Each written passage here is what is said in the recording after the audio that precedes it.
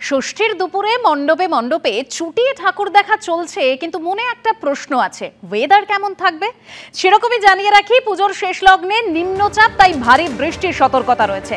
ষষ্ঠী, বজ্রবিদ্যুৎ সহ হালকা থেকে মাঝারি বৃষ্টির সম্ভাবনা রয়েছে। কলকাতা, হাওড়া, হুগলি, ২ পরগনা, পশ্চিম মেদিনীপুরে বৃষ্টির সম্ভাবনা রয়েছে। ষষ্ঠীতে ভারী বৃষ্টির সম্ভাবনা নেই। আর সপ্তমী, আকাশ আংশিক মেঘলা থাকবে, বৃষ্টির সম্ভাবনা কম রয়েছে। অষ্টমীতে আংশিক মেঘলা থাকছে আকাশ, বৃষ্টির সম্ভাবনা অষ্টমীতেও কম। নবমী, উত্তর বঙ্গোপসাগরে নিম্নচাপ তৈরির সম্ভাবনা রয়েছে, তাই ভারী বৃষ্টি হতে পারে নদিয়া, হাওড়া, হুগলি, ঝাড়গ্রামে। ২ পরগনাতেও ভারী বৃষ্টির সম্ভাবনা রয়েছে এবং এর পাশাপাশি ২ মেদিনীপুরেও ভারী বৃষ্টির পূর্বাভাস। দশমী, নিম্নচাপের প্রভাবে দক্ষিণবঙ্গে ভারী বৃষ্টির সম্ভাবনা রয়েছে।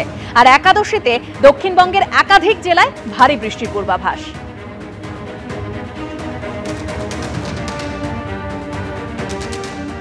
কলকাতার পুজোর পাশাপাশি এবার এক নজরে আপনাদের সামনে রাখবো জেলার কয়েকটি পুজো। দেখুন,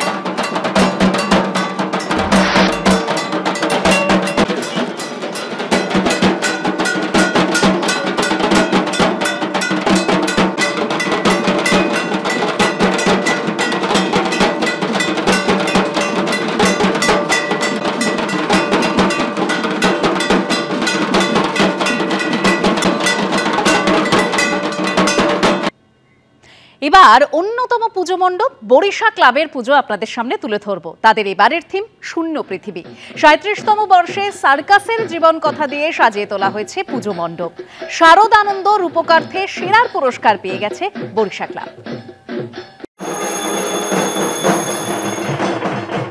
৩৭তম বর্ষে বরিশা ক্লাব, তাদের এবারের থিম শূন্য পৃথিবী। এই পৃথিবী আর ৫টা মানুষের নয়, এই পৃথিবী সার্কাসের, যেখানে জোকার থেকে আরম্ভ করে বিভিন্ন পারফর্ম যারা করেন তাদের জীবন কথা এখানে লেখা রয়েছে। একেবারে শুরু থেকে বর্তমান পরিস্থিতি, কিভাবে দিনের পর দিন সার্কাস যারা সেখানে পারফর্ম করেছে বা যারা সেখানে এখনও তাদের জীবন জীবিকা চালায়, তাদের মুখের সামনে হাসি বা মুখে বিভিন্ন রং করে জোকার বেশে তারা মানুষকে হাসাচ্ছেন, কিন্তু অন্তরটা এবং ভেতরে তাদের একের পর এক যে লড়াই এবং হেরে যাবার কাহিনী, সেগুলোও তারা তুলে ধরেছেন।